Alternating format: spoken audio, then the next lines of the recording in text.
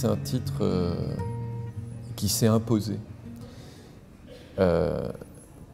Parce que ce livre est tout sauf un conte. C'est tout sauf un récit. C'est tout sauf une autobiographie. C'est un roman. Parce qu'un conte, c'est quelque chose qui construit. C'est un récit qui construit. Et c'est la base de la littérature, c'était la première littérature orale, on vient tous du conte. Dans toutes les grandes cultures, il y a des contes.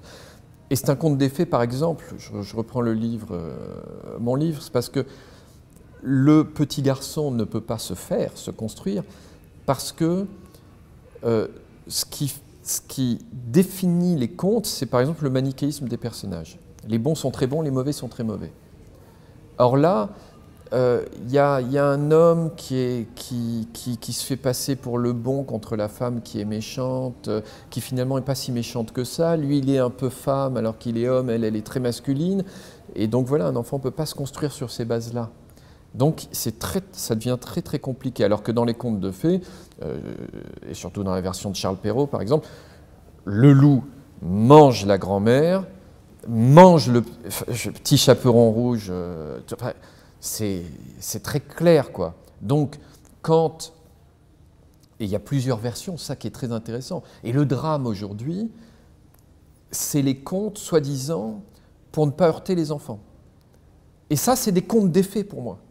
C'est très dangereux, tous ces contes politiquement corrects.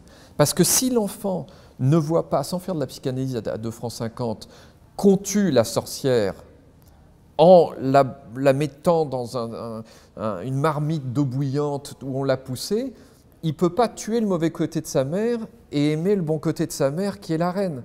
Si on lui dit que par compassion méditative, il faut pardonner à la sorcière, lui, il ne comprend plus rien. À 2 ans, il ne comprend plus rien. Pour les adultes, c'est très bien. Ou alors, il faut mettre conte pour adultes.